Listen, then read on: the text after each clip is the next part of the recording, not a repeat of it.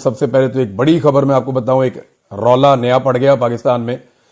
پڑتا رہے رولا، یعنی یہ تو انٹرنل چیزیں ہیں اور اسٹیبلشمنٹ کی اور سیاسی جماعتوں کی اپنی اندر کی لڑائیاں ہیں، اور جب تک اسٹیبلشمنٹ پاکستان کی سیاست کے اندر رول پلے کرتی رہے گی تب تک یہ گند اور کھچڑی پاکستان کی سیاست میں پڑی رہے گی.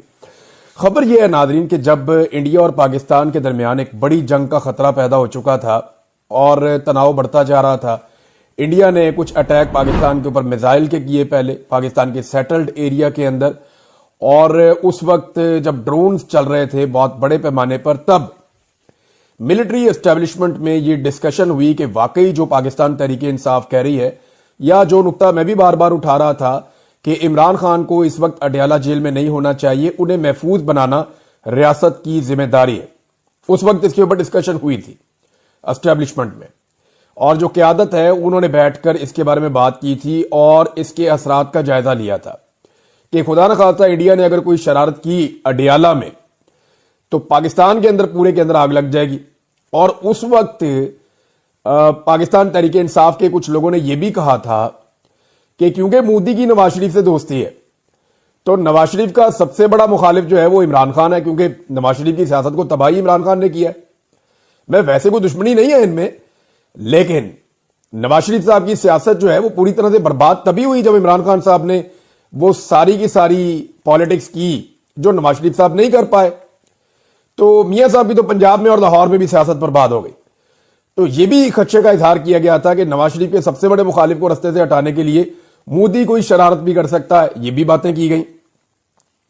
اب اس میں اس وقت ملٹری اسٹیبلشمنٹ نے جب ڈسکس کیا کہ عمران خان کو واقعی اگر حالات زیادہ خراب ہوتے ہیں تو جیل سے نکالنا پڑ جائے گا. اب اس سلسلے میں کیونکہ دیکھیں ملٹری اسٹیبلشمنٹ جو ہے وہ بھی اس وقت موجودہ حکومت کے ساتھ یہ ایک دوسرے کے کانے ہیں نا، دونوں نے مل کے ڈکیتی ماری ہوئی ہے. عوام کے مینڈیٹ پہ ڈکیتی اکیلی پی ایم ایل این یا پیپلز پارٹی تو مار نہیں سکتے تھے، یا الیکشن کمیشن تو اکیلا یہ کر کے دے نہیں سکتا تھا.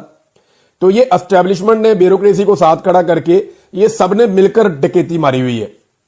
اب وہ جب ڈکیتی آپ نے مل کر ماری ہونا تو پھر آپ ایک دوسرے کو اعتماد میں لیتے ہیں. تو یہ جب حکومت کو بتایا گیا اسٹیبلشمنٹ کی جانب سے کہ عمران خان صاحب کی حفاظت کے پیش نظر اور جو موجودہ صورتحال ہے اس میں ایک تو قومی یکجہتی ہے، باقی چیزیں، اگر یہ جنگ زیادہ ایسکیلیٹ کرتی ہے اور مزید بڑھ جاتی ہے تو پھر شاید عمران خان صاحب کو باہر لانا پڑے گا. تو اس پہ جب یہ بات پی ایم ایل این نے انٹرنلی ڈسکس کی میاں محمد نواز شریف صاحب سے، تو نواز شریف صاحب نے کچھ ایسے جملے بول دیے غصے میں، کیونکہ میاں صاحب نہیں چاہتے کہ عمران خان باہر آئے.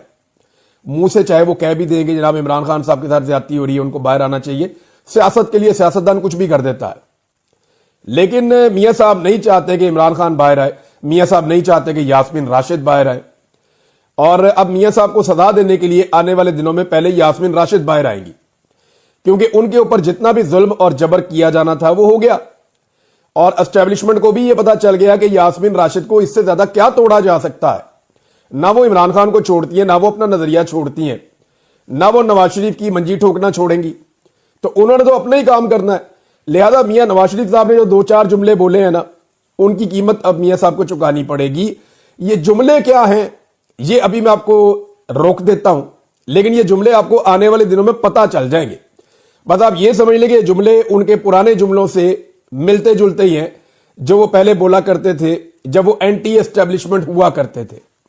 بہرحال میاں نواز شریف صاحب نے مخالفت کی اس وقت عمران خان صاحب کو جیل سے باہر نکالنے کی، لیکن پھر لکیلی ہوا یہ کہ جنگ بندی ہو گئی. جنگ بندی ہونے کے بعد صورتحال بدل گئی. لیکن یہ اسٹیبلشمنٹ کو پتا چل گیا کہ انٹرنلی ان کی میٹنگ میں ہوا کیا تھا. شاہد خٹک صاحب نے بھی اس کو جو ہے وہ کلیم کیا، ممبر قومی اسمبلی ہیں، انہوں نے تو باقاعدہ یہاں تک کلیم کیا کہ نواز شریف صاحب نے اس طرح کی باتیں کی ہے، لیکن کنفرمیشن انہوں نے نہیں دی. میں نے اپنے ایک دو سورسز سے بات کی، انہوں نے کہا جی بالکل یہ جو بات ہے یہ ٹھیک ہے کہ بہت زیادہ حالات خراب ہونے کی صورت میں عمران خان صاحب کو نکالنا پڑنا تھا اور اس کے ملٹیپل ریزنز تھے، اور یہ بات حکومت کو اسٹیبلشمنٹ نے بتائی تھی. اب جب یہ بات نواز شریف تک پہنچی تو لازمی بات ہے پھر ریئیکشن آنا تھا. وہ جو میاں صاحب کا ریئیکشن آیا اسے کوئی زیادہ پسند نہیں کیا گیا، لیکن اسے کوئی فرق نہیں پڑتا. میرے خیال میں جو سیاسی فیصلے ہیں وہ سیاستدانوں کو کرنے چاہیے، اور یہ جو جھوٹی گرفتاریاں اور جیلیں ہیں یہ چیزیں ویسے ہی ختم کر دینی چاہیے اس ملک کے اندر. اب ایک اور خبر ناظرین چلائی جا رہی ہے اور اس کا آغاز ہوتا ہے جب علی امین گنڈا پور صاحب یہ کہتے ہیں کہ عمران خان صاحب مذاکرات کے لیے راضی ہو گئے. انہوں نے اور بہت ساری باتیں کی. انہوں نے کہا جی کہ مجھے ہر ہفتے ملانا چاہیے عمران خان سے, میں نے صوبہ چلانا ہے عمران خان کے ویژن کے مطابق, جب نہیں ملائیں گے تو پھر میں کیسے وہاں پہ ان کے ویژن کے مطابق کیسے پرفارم کروں گا. پھر گنڈا پور صاحب نے کہا جی کہ عمران خان صاحب مذاکرات کے لیے راضی ہیں. دیکھیں عمران خان صاحب پہلے دن سے مذاکرات کے لیے راضی ہیں. سیاستدان مذاکرات ہی کرتا ہے. یہ نہیں ہو سکتا کہ سیاستدان ٹیبل پہ نہ بیٹھے اور وہ کہے جی بندوق اٹھا لو. جو سیاستدان سڑک کے اوپر کرتا ہے یا احتجاج کرتا ہے وہ پریشر بڑھانے کے لیے کرتا ہے, وہ عوامی دباؤ ڈالتا ہے اپنے سیاسی مخالفین پہ تاکہ وہ ٹیبل پہ بیٹھ کے جو عوام کی آواز ہے اس کو سمجھیں اور ان پہ پریشر آئے, ان کو نظر آئے کہ اگلے الیکشن میں ان کی پھر درگت بن جائے گی, لہذا اس وقت بیٹھ کے بات کرنا ضروری ہے. تو یہ عمران خان صاحب تو ہمیشہ کہتے ہیں, ابھی آپ کو یاد ہوگا جب اعظم سواتی صاحب گئے تھے ملنے کے لیے عمران خان صاحب کو, تو جیل سے باہر آ کر انہوں نے دعویٰ کیا کہ عمران خان صاحب نے مجھے اسٹیبلشمنٹ سے مذاکرات کا ٹاسک دے دیا ہے. بعد میں عمران خان صاحب نے کہا جی میں نے ٹاسک کوئی نہیں دیا کسی کو بھی, یہ خود ہی کرنا چاہ رہے تھے, تو بس ٹھیک ہے جائیں کریں, اور میں نے آپ کو خبر پہلے دے دی تھی. تو بلکہ عمران خان صاحب نے منع بھی کیا تھا.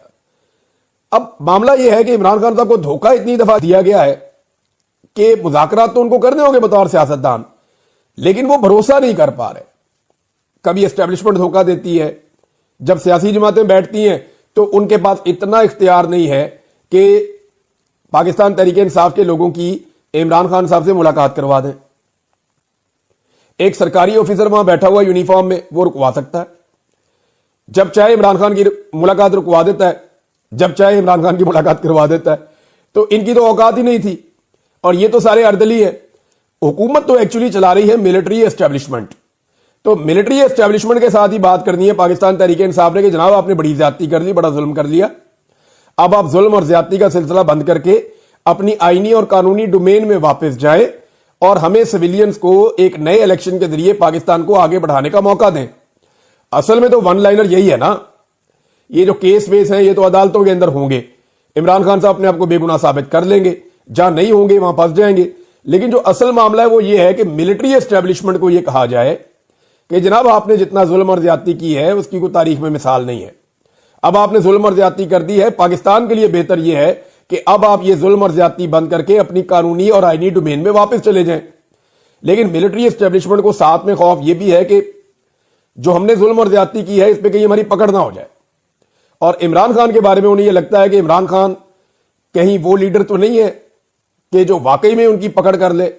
دیکھیں اپنے ذاتی معاملات میں عمران خان صاحب نے کیٹیگوریکلی کہا ہے کہ میں کسی سے بدلہ نہیں لوں گا, لیکن پاکستان کو نقصان پہنچانے والوں کے بارے میں عمران خان صاحب کی پالیسی وہی ہے جو وہ پہلے بھی ہمیشہ کہتے رہے ہیں.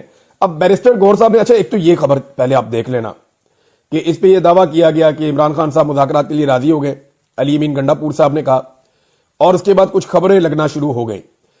قاسم سوری صاحب نے جو ہے وہ اس کے اوپر ایک ٹویٹ بھی کیا. یہ جنگ اخبار کی خبر ہے جی, اس کا جو فرنٹ پیج ہے اس کے سب سے اوپر والی شاہ سرخی ہے اور انصار عباسی صاحب کے حوالے سے خبر لگائی گئی ہے. پہلے خبر آپ کو پڑھ کے سناتا ہوں, پھر بتاتا ہوں عمران خان صاحب سے جب جیل میں ملاقات ہوئی. اب دیکھیں نا, اگر عمران خان صاحب سے جیل میں ملاقاتیں نہ ہو رہی ہوں